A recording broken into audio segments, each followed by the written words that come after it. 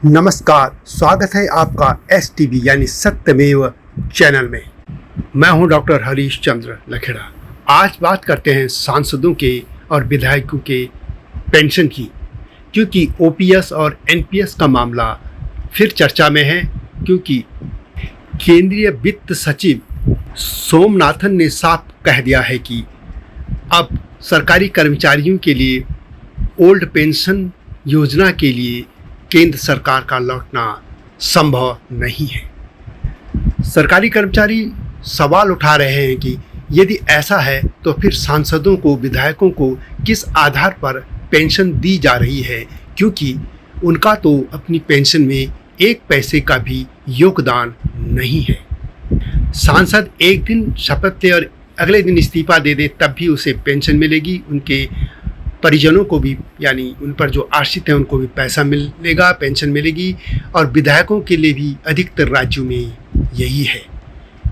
तो फिर सरकारी कर्मचारियों के लिए ही ऐसा क्यों किया गया है, इसी मुद्दे पर मैं बात करूंगा। लेकिन जब तक मैं आगे बढ़ूं, आपसे अनुरोध है कि STV यानी सत्यमेव चैनल को सब्सक्राइब अवश्य कर दीजिए, जो चैनल पर नए हैं या जिन्होंने अब तक ऐसा नहीं किया है। यह आपसे विनम्र अनुरोध है। केंद्र सरकार ने 2004 में अपने कर्मचारियों के लिए पेंशन की नई योजना शुरू की थी, जिसमें कर्मचारियों को भी एक हिस्सा देना पड़ता है। इस पूरी जो योजना थी उसमें सेना को छोड़कर बाकी सभी को इस नई पेंशन योजना में लाया गया था, जिसे NPS कहते हैं। अब जब अग्निपथ योजना शुरू हुई तो उसमें जो अग्निवीर थे उनको भी पेंशन नहीं मिलनी थी। और जो अग्निवीर शामिल किए जाने हैं सेना में, उसमें मात्र 25% को ही सेना में रखा जाना था और बाकी को फिर घर भेज दिया जाना था। यानी पेंशन में भी इनमें 75% जो नए सैनिक आने थे उनको 4 साल बाद सेवा मुक्त करके पेंशन नहीं दी जानी थी। लेकिन सवाल उठे कि आखिर सरकार जब ऐसा कर रही है तो फिर सांसद और विधायकों की पेंशन पर ऐसा क्यों नहीं किया जा रहा है। सांसदों और विधायकों की पेंशन को ले इसलिए भी सवाल उठते हैं कि आप भी देखते होंगे कि बड़ी संख्या में सांसद ऐसे हैं जो करोड़पति, अरबपति हैं। 5 साल की लोकसभा और 6 साल की राज्यसभा की वो सांसद बन के रिटायर हों और विधायक भी 5 साल बाद, तो अधिकतर उनमें करोड़पति बन चुके होते हैं। इसके बावजूद, जैसा मैंने पहले भी कहा, यदि कोई व्यक्ति एक दिन के लिए सांसद बन जाए और अगले दिन वो इस्तीफा दे दे तो उसे आजीवन 25,000 रुपये पेंशन मिलेगी। सांसद के निधन के बाद उसकी पत्नी को आधी पेंशन देने का प्रावधान है। आपको एक और जानकारी दे दूं, भारत में कई ऐसे सांसद या विधायक या मुख्यमंत्री जो पूर्व हो चुके हैं, जो कई बार विधायक रहे, सांसद रहे, उनकी 2.5-3 लाख रुपए तक पेंशन है। जी हाँ, दैनिक ट्रिब्यून में रहते हुए मैंने हरियाणा को लेकर एक सांसदों की खबर की थी, विधायकों की भी। उसमें विधायकों को लेकर ये था कि कई लोग ऐसे थे, उसमें मैं नाम लेना भी उचित नहीं समझ रहा हूँ, उनकी 2.5 लाख रुपए तक पेंशन थी। भारत में ऐसा कोई नियम नहीं है कि सांसदों या विधायकों को पेंशन पाने के लिए एक निश्चित समय तक पद पर बना रहना हो। कुछ राज्यों में ऐसा जरूर किया गया है। इसलिए एक दिन भी सांसद या विधायक रहने पर आजीवन पेंशन मिलती है। पेंशन ही नहीं बल्कि और भी सुविधाएं मिलती हैं। तनख्वाह तो उनको मिलती है, वेतन की मैं इसमें बात ही नहीं कर रहा हूँ, मैं सिर्फ पेंशन की बात कर रहा हूँ। लोकसभा और राज्यसभा के सांसदों की सैलरी और पेंशन के लिए 1954 से कानून है, जिसमें कि समय समय पर संशोधन होता रहा है। लोकसभा में एक कार्यकाल यानी 5 साल पूरा होने पर 25,000 रुपये पेंशन मिलती है, जबकि राज्यसभा का एक कार्यकाल 6 साल पूरा होने पर 25,000 रुपये पेंशन मिलती है। राज्यसभा में 6 साल का कार्यकाल होता है और हर महीने जब वो रिटायर हो जाता है, उनका कार्यकाल खत्म हो जाता है, तो 27,000 रुपये की पेंशन मिलती है।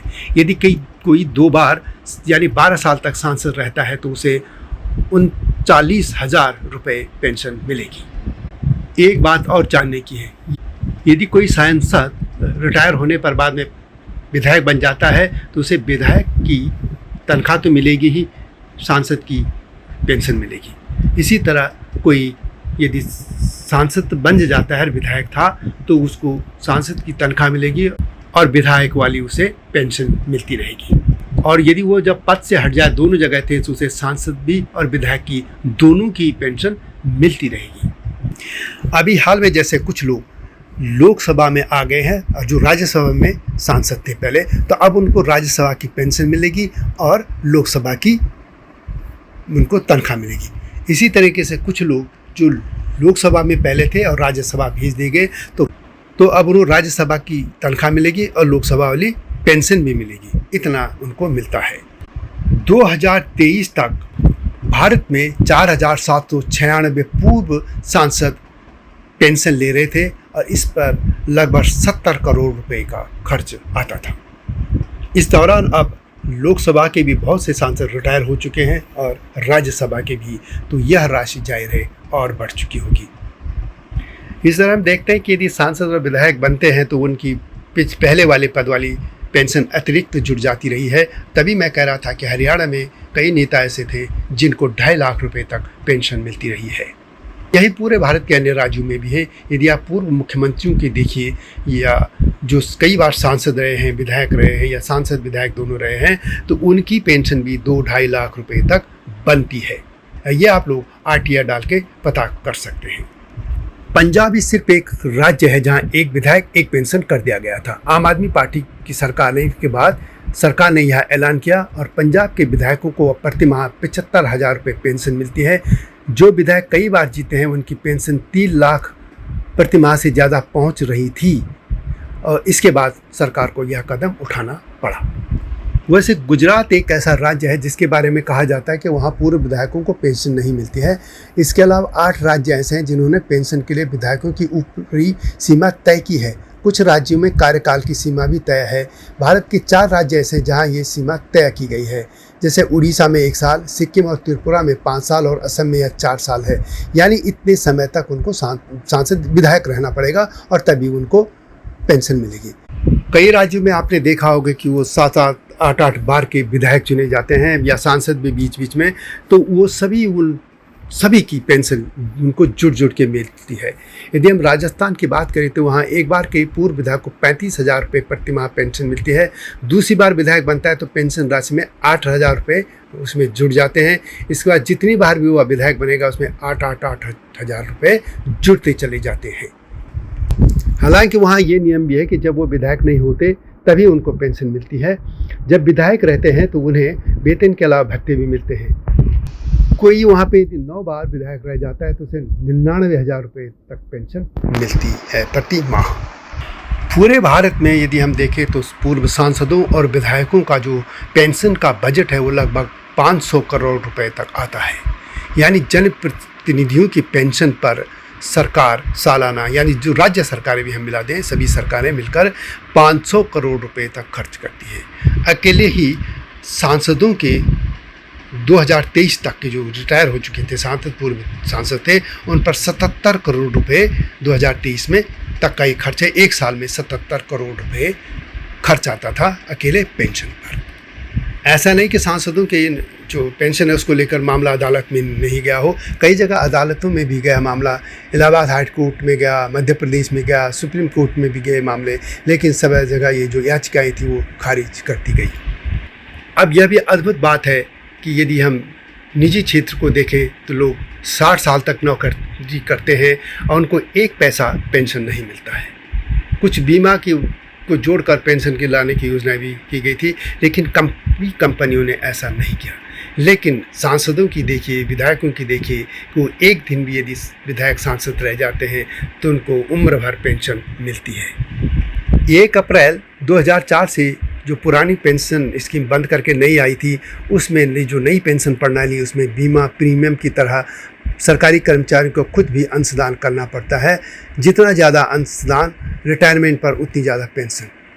लेकिन सांसदों के मामले में ऐसा क्यों नहीं है? सांसद अपनी जो उनको वेतन मिलता है उसका वो अंशदान क्यों नहीं करते? यह बात खुद जनप्रतिनिधियों को आगे आकर करनी चाहिए।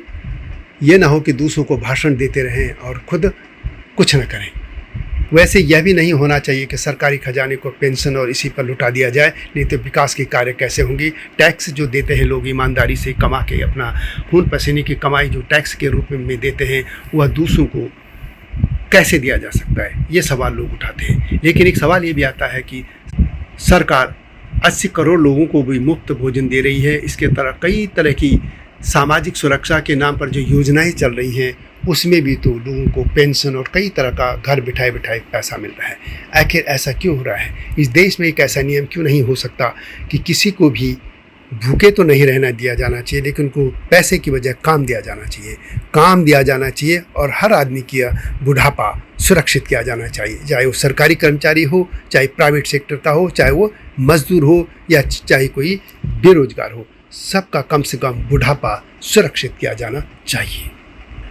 उम्मीद करते हैं कि सांसद विधायक ये जो चुने प्रतिनिधि ये खुद पहल करेंगे और पेंशन को लेकर एक ऐसा समाधान निकालने की कोशिश करेंगे या जनता के सामने एक ऐसा अपना आचरण पेश करेंगे कि लोग भी कहेंगे कि हाँ, पेंशन को लेकर ऐसी नीति बननी चाहिए। वीडियो कैसे लगी कमेंट में अवश्य लिखें। मिलता हूँ जल्दी ही इस तरह की स्टोरी के साथ, लेकिन आपसे अनुरोध है कि चैनल को सब्सक्राइब अवश्य कीजिएगा। आऊँगा जल्दी ही, तब तक नमस्कार। हिमालय पे पेड़ हो तो गीत गाएंगी नदियाँ, गीत गाएंगी नदियाँ। पेड़ों पे चिड़िया है तो गीत गाएंगी नदियाँ, पेड़ों पे चिड़िया है तो गीत गाएंगी नदियाँ। माँ की लोरी जैसे होते हैं नदियों के गीत।